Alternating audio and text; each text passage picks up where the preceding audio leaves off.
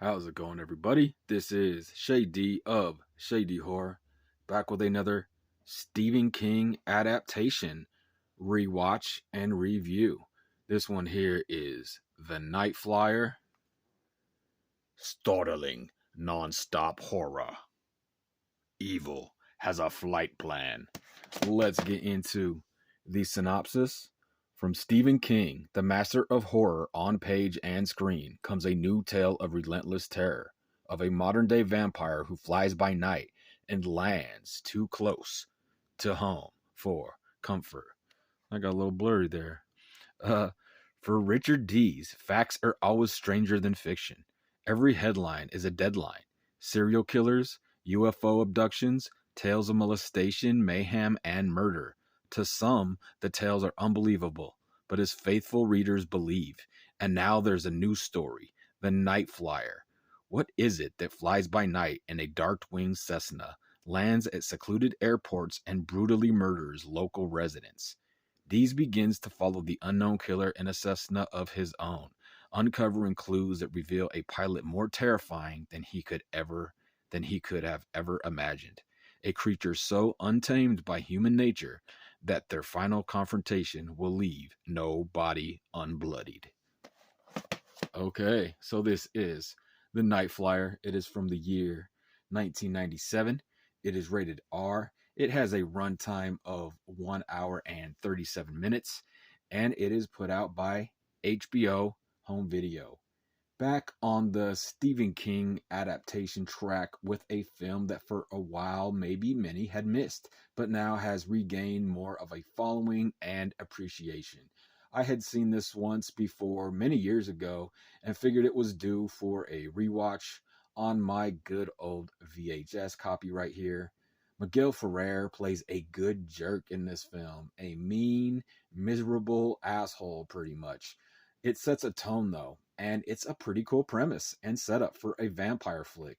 This is directed by Mark Pavia, who many years later went on to direct another film I've went over here on the channel called Fender Bender, another gem of a movie. Check out my thoughts on Fender Bender if you haven't yet. This is a well-directed, well-acted adaptation here.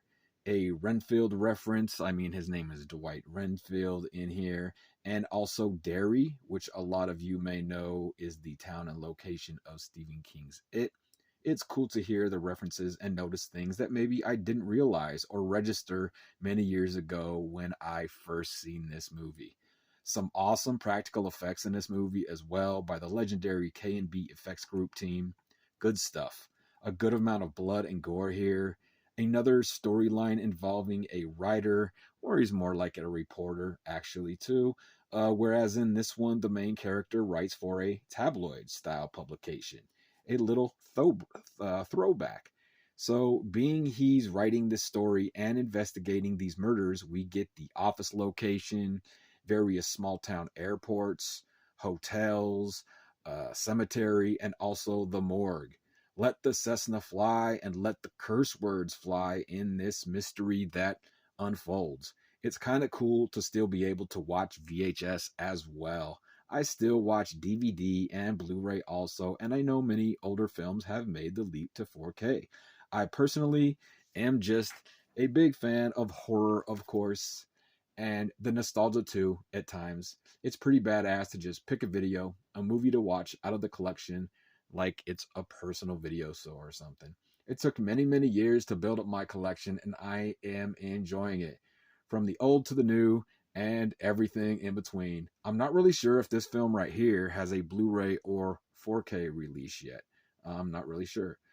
There is some cool, memorable scenes in this, and I'm glad it's been getting more love as the last years or as more people revisit or give it a watch for the first time. There's a really well shot and creepy scene that actually goes to black and white, and it is shot in a really cool way. I think it works well and delivers some really good visuals and sets a good, odd, eerie vibe. I like the way this plays out and the direction it takes.